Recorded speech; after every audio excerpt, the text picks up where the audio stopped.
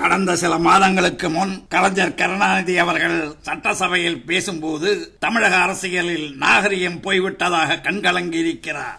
இப்போதுதான் போய்விட்டதாக கருணாநிதி கண்கலங்குவது வேடிக்கையாகவும் வேதனையாகவும் உள்ளது. திராவிட இயக்கங்கள் எப்போது தமிழகத்தில் துளிர்விட ஆரம்பித்ததோ அப்போதே அரசியல் நாகரிகத்தை நாம் தேடிக்கொண்டுதான் இருக்கிறோம். வெள்ளையர்களுக்கு பாதம் தாங்கிய நீதி கட்சியினருக்கு பெரியார் ஆதரவு அளித்த போதே அரசியல் நாகரிகம் அடியோடு மறைந்து விட்டது. திராவிட கழகம் என்ற பெயரில் வலிமையற்ற பிராமணர்களை இழிவுபடுத்துவதையும் இந்து கடவுள்களை ஏளனம் செய்வதையுமே தன் கட்சியின் லட்சிய கீதமாக கொண்டு வளர்ந்தவர்கள் தான் இந்த திராவிட இயக்கத்தினர். தமிழ் மொழியை காட்டுமிராண்டி மொழி என்று வர்ணித்தவர்தான் பெரியார். பெரியார் ஆதரித்த வெள்ளையர்களின் வளர்ப்பு பிள்ளைகளான பணபலம் படைத்த மாட மாளிகை வாசிகளுமான தெலுங்கர்களும் கன்னடர்களும் இணைந்து ஆரம்பித்த நீதி கட்சி 1937ஆம் ஆண்டு நடைபெற்ற தேர்தலில் படுதோல்வியை கண்டது. காங்கிரஸ் கட்சி மகத்தான வெற்றி பெற்று ராஜாஜி முதல்வரானார். அந்த நேரத்தில் உலகப் போரிலே வெள்ளையர்களுக்கு எதிராக நேதாஜியின்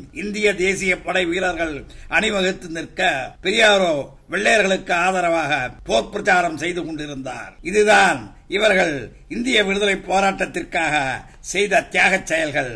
இவர்கள் தேசபக்தியையும் அரசியல் நாகரிகத்தையும் எப்படித்தான் பாராட்டுவதோ என்று தெரியவில்லை. தற்போது 17/2/2009 அன்று சென்னை உயர்நீதிமன்றத்திலேயே ஒரு சில பண்பாடற்ற வழக்கறிஞர்கள் இந்திய மூத்த அரசியல்வாதியான திரு சுப்பிரமணிய சாமியின் மீது முட்டைகளை வீசி ஜாதி பெயரை சொல்லி திட்டி மிகவும் கீழ்த்தரமான முறையில் நடந்து கொண்டுள்ளனர். ஜனநாயக பாதுகாவலர்களாக விளங்க வேண்டிய வழக்கறிஞர்கள் இந்திய சட்டமைப்பு விதிகளை மதிக்காமல் அவர்கள் பண்பாடற்ற முறையில் நடந்து கொண்டதை நீதிபதிகளும் வன்மையாக கண்டித்துள்ளனர். ஒரு காலத்தில் சென்னை உயர்நீதிமன்றம் மிகச்சிறந்த வழக்கறிஞர்களையும் நீதிபதிகளையும் கொண்டிருந்ததைக் கண்டு வெள்ளையர்களை வியந்திருக்கிறார்கள். அத்தகைய உயர்நீதிமன்றத்தின் பாரம்பரிய பெருமை இன்றைய வழக்கறிஞர்களால் சீரழிக்கப்பட்டிருப்பதைக் கண்டால் வேதனைதான் மிஞ்சுகிறது. உயர்நீதிமன்றம் தன் பாரம்பரிய பெருமைகளை தொடர்ந்து தலைகுனிந்து நிற்பதை இப்போது நாம் காண முடிகிறது. 19/2/2009 அன்று வழக்கறிஞர்களுக்கும் காவலர்களுக்கும் நடந்த மோதலில் நீதிமன்றமே போர்க்களமாக காட்சியளித்தது. வழக்கறிஞர்கள் வழிகாட்டும் விடிவிளக்காக அமைய வேண்டும். அந்த விடிவிளக்கின் ஒளி வழக்கறிஞர்களின் தவறான செய்கைகளால் அணைந்துவிடக்கூடாது. கடந்த காலங்களில் திராவிட இயக்கத்தினரின் கொள்கை கீதமாக வடநாட்டான் ஒழிக, பார்ப்பான் ஒழிக, இந்தி ஒழிக என்று முழக்கமிடுவதே வாடிக்கையாக இருந்ததை அனைத்து தமிழ் மக்களுமே அறிவார்கள். பெரியாரின் 18/5/57 தேதியிட்ட விடுதலை பத்திரிகையில் நமது நாட்டை வடநாட்டுக்கும் பார்ப்பானுக்கும் ஒப்படைத்து நம்மை அடிமையாக்கியதற்கு காந்திதான் காரணம் என்று பெரியார் முழங்கிய நாகரிகமான பேச்சை வெளியிட்டிருந்தது. ஸ்ரீரங்கநாதரையும் தில்லை நடராஜரையும் பீரங்கி வைத்து பிளக்க வேண்டும் என்பதுதான் அன்றைய திராவிட இயக்கத்தினரின் கொள்கை முழக்கமாக விளங்கியது. பெரியாரோ தொல்காப்பியரை ஆரிய அடிமை என்றும் திருவள்ளுவரை பகுத்தறிவுவாத கொள்கை இல்லாமல் ஆரிய கொள்கைகளை கூறியுள்ளார் என்றும் கம்பர் பணத்திற்கு ஆசைப்பட்டு ராமாயண காவியம் எழுதிய பொய்யன், துரோகி, ஏமாற்றுக்காரன் என்றும் வசைபாடிய மொழிகளை எழுதவே கூச்சமாகத்தான் உள்ளது. தமிழ் இலக்கியமான சிலப்பதிகாரத்தை ஆரியத்தை பரப்புகிற நூல் என்று வர்ணித்தார். தமிழை ஒதுக்கி விடுவதால் ஒரு நட்டமும் வந்து விடாது என்று கூறியவரும் பெரியார்தான். கலைஞர் கருணாநிதிக்கு தெரிந்த இவைகளெல்லாம் திராவிட இயக்கத்தின் நாகரிக அரசியல் செயல்பாடுகள் தானா? திகாவில் இருந்து திமுக பிரிந்து வர எந்த கொள்கை வேறுபாடுகளும் காரணமல்ல. முக்கிய காரணம் பெரியார் ராஜாஜியின் ஆலோசனையை ஏற்று மகளாக நினைத்த மணியம்மையை மனைவியாக ஏற்றுக்கொண்டதுதான். அறிஞர் அண்ணா அவர்கள் பெரியார் திருமணம் பற்றி கூறுகையில் பெரியாரின் திருமணம் கட்சி பெருமை மீது வீசப்பட்ட ஈட்டி, இயக்கத்தின் மாண்பு அதன் தலைவரின் தகாத செயலால் தரைமட்டமாகிவிட்டது. உரத்த குரல் எடுத்து ஊரெல்லாம் கூறினாலும் தலைவர் போர்க்கால் ஏற்பட்ட கண்ணியக்குறைவை காப்பாற்றிவிட முடியாது என்று கூறியுள்ளார். பெரியாரை பற்றி இவ்வளவுதான் மதிப்பு வைத்திருந்தார் அறிஞர் அண்ணா அவர்கள். நாகரிக அரசியல் பற்றி பேசும் திமுகவினர் அந்த நாட்களில் காந்தியடிகளை கொச்சைப்படுத்தி கூறியதையும், காமராஜை கருங்குரங்கு என்றும், பக்தவத்சலத்தை 10 லட்சம் பக்தவத்சலம் என்றும், 6 அவுன்ஸ் ஆட்சி என்றும் பேசியதையெல்லாம் எப்படி நாகரிக அரசியல் என்று ஏற்றுக்கொள்ள முடியும்? கம்பனையும் வள்ளுவரையும் விமர்சித்த இவர்கள் எழுதிய நூல்களைப் பற்றி முத்துராமலிங்க தேவர் பேசும்போது, ரோமாபுரி ராணி என்ற கதையை எழுதுவதா நீ பிராமணர் அல்லாதாரை காப்பாற்றுகிற யோக்கியதை? எத்தனை பள்ளிக்கூட பையன்களை பாழாக்கி இருக்கிறாய் காதல் கதை எழுதி. ரோமாபுரி ராணி கதை போதாதென்று தங்கையின் காதல் என்ற கதை எழுதியிருக்கிறாய். தங்கையை கண்டு காதல் கொள்கிறான் அண்ணன் என்று எழுதியிருக்கிறாய். அடுத்து மகன் தாய்க்கு தாலி கட்ட வேண்டியதுதானே, வேறு என்ன? இதுவா தமிழ் நாகரிகம்? இப்படி திராவிட இயக்கங்களின் போக்கை விமர்சனம் செய்தவருக்கு கலைஞர் கருணாநிதி என்ன பதில் சொல்ல முடியும்? சமீப காலங்களில் பெரியாரின் உருவச்சிலையை யாரோ ஒரு சிலர் சேதப்படுத்தியதற்கு திருக்கோயில்களில் பணிபுரியும் எளியவர்களான குருக்களின் பூணூலை திராவிட இயக்கத்தினர் அறுத்திருக்கின்றனர்.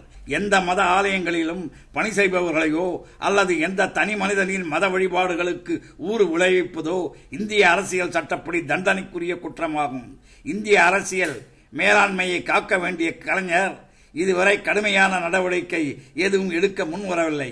கடந்த காலங்களில் இதை போன்ற விஷமத்தனமான செயல்கள் திராவிட இயக்கத்தினரின் அநாகரிக பிரச்சாரங்களில் நடைபெற்ற போது அன்றைய இந்திய கம்யூனிஸ்ட் கட்சியின் தலைவர் ப. ஜீவானந்தம் திராவிட இயக்கத்தினரை கடுமையாக விமர்சனம் செய்தார்.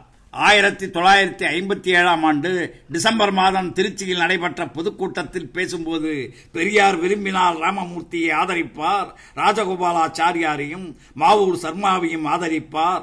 இது ஒரு சித்தம், வேறொரு பித்தம் கிளம்பினால் அக்ரஹாரத்தை ஒரு கை பார்க்கிறேன் என்று ஆவேசம் காட்டுவார் என்று கூறிய ஜீவானந்தம், பூணூலையும் உச்சி குடுமியையும் அறுப்பது என்று வந்தால் நாடு முழுவதும் உள்ள பூணூல்களையும் உச்சி குடுமிகள் உள்ளவர்களையெல்லாம் அறுக்க எல்லோரும் சம்மதிப்பார்களா? எதிர்த்து தற்காப்புக்கு துணிய மாட்டார்களா? இப்படி சிலர் மனம் போன போக்கில் தாக்கும்போது பக்கத்தில் இருப்பவர்களெல்லாம் பார்த்து கொண்டுதான் இருப்பார்களா? அராஜக குழப்பத்தின் நடுவில் என்று தடியெடுத்தவனெல்லாம் தண்டல்காரன் என்ற தாறுமாறு பிடித்தாட்டும் சூழ்நிலை என்று சில கட்டுத்திட்டத்தில் இயங்கும் சமுதாயத்தில் எந்த சர்க்காரும் இதை அனுமதித்துக் கொண்டு இருக்குமா? எந்த வகையாலும் இத்தகைய அநாகரிக செயல்கள் அனுமதிக்கத்தக்கதல்ல என்பதை நீங்களும் ஒப்புக்கொள்வீர்கள் என்று நம்புகிறேன் என்று பொது உடைமை தலைவர் ப. ஜீவானந்தம் மனவேதையுடன் அந்த காலங்களில் கூறியுள்ளார். கருணாநிதி ஜீவானந்தத்தின் எழுச்சி குரலையும் நிச்சயம் கேட்டிருப்பார். ஜீவாவின் எண்ணப்படி இத்தகைய அநாகரிக செயல்கள் தமிழகத்தில் நடக்காமல் தடுக்கப்பட வேண்டியது கலைஞரின் கட்டாய கடமை. தமிழகத்தில் பரப்பப்பட்ட திராவிட இயக்கத்தினரின் அனாச்சார செயல்களை எதிர்த்து தமிழகத்தின் மாவட்டந்தோறும் திராவிட இயக்க எதிர்ப்பு மாநாடு நடத்தி வரும் சிலம்பு செல்வர் மாப்போ சிவஞான கிராமணியார். அவரின் வளர்ச்சியைக் கண்டு பொறாமையடைந்த திராவிட இயக்கத்தினர் மயிலாடுதுறையில் அவர் பேசிக் கொண்டிருந்த கலாச்சார மாநாட்டில் கோடைகளைப் போல் கல்லை எறிந்து அவரை தாக்கி படுகாயப்படுத்தினார். விடுதலை போராட்ட வீரரான சின்ன அண்ணாமலை அவர்கள் பொதுக்கூட்டங்களில் குழப்பம் விளைவிக்கும் திராவிட இயக்கத்தினரை விசிலடித்தான் குஞ்சுகள் என்று அன்று அழைத்து வந்தார். திராவிட இயக்கத்தினரின் இதை போன்ற அநாகரிக செயல்கள் அன்றைய காலகட்டத்திலேயே கட்டவிழ்த்து விடப்பட்டிருந்தன. அது இன்றும் தொடர்கிறது. 9/5/2007 அன்று கலைஞர் கருணாநிதியின் அரசியல் வாரிசு யார் என்ற கருத்து கணிப்பை தினகரன் என்ற நாளிதழ் வெளியிட்டது. இதில் மு.க. ஸ்டாலினுக்கு 70%, மு.க. அழகிரிக்கு 2%, கனிமொழிக்கு 2% மக்களிடையே ஆதரவு இருப்பதாக தெரிவிக்கப்பட்டது. இந்த கருத்து கணிப்பை ஏற்றுக்கொள்ளாத அழகிரியின் ஆதரவாளர்கள் ஆத்திரமடைந்து தினகரன் பத்திரிகையை தீயிட்டு கொளுத்தியதுடன் தினகரன் அலுவலகத்தின் மீது பெட்ரோல் குண்டுகளை வீசி தாக்குதல் நடத்தினர். இதில் தினகரன் அலுவலகத்தில் பணியில் இருந்த 2 பொறியாளர்களும் அலுவலக காவலரும் உயிரிழந்த பரிதாப சம்பவம் நடைபெற்றது. தங்கள் பிள்ளைகளை இழந்த அந்த குடும்பத்தாருக்கு எவ்வளவு கோடியை கொட்டி கொடுத்தாலும் அவர்கள் பிள்ளைகளின் அழகு முகத்தை மீண்டும் காண முடியுமா? ஒரு பத்திரிகையில் வெளிவந்த கருத்து கணிப்பிற்காக மற்றவர்கள் குடும்ப விளக்கை அணைத்த அரசியல் அசிங்கங்கள் திரும்பும் காலம்தான் எப்போது என்று புரியவில்லை. மற்றவர்களின் குடும்பத்தை அழிப்பதற்காக அரசியல் நடத்த வேண்டிய தேவையில்லை. கலைஞர் கருணாநிதி அவர்கள் தற்போதாவது தமிழகத்தின் நினைவு வரும் அநாகரிக செயல்களுக்கு முடிவு கட்டி பொதுமக்களை நிம்மதியாக வாழ வழிகாட்ட வேண்டும் என்று பணிவுடன் கேட்டுக்கொள்கிறேன். சாதிகள் இல்லையடி பாப்பா, குலத்தாட்சி உயர்ச்சி சொல்லல் பாவம், நீதி உயர்ந்த மதி, கல்வி அன்பு நிறைய உடையவர்கள் மேலோர் என்ற பாரதியின் வாக்கை மனதால் நினைத்து தமிழர்கள் அனைவரும் ஒற்றுமையை வளர்த்து ஒப்பற்ற தமிழ் சமுதாயம் உலகத்திற்கோர் புதுமை என்பதை அனைவரும் அறியச் செய்வோம்.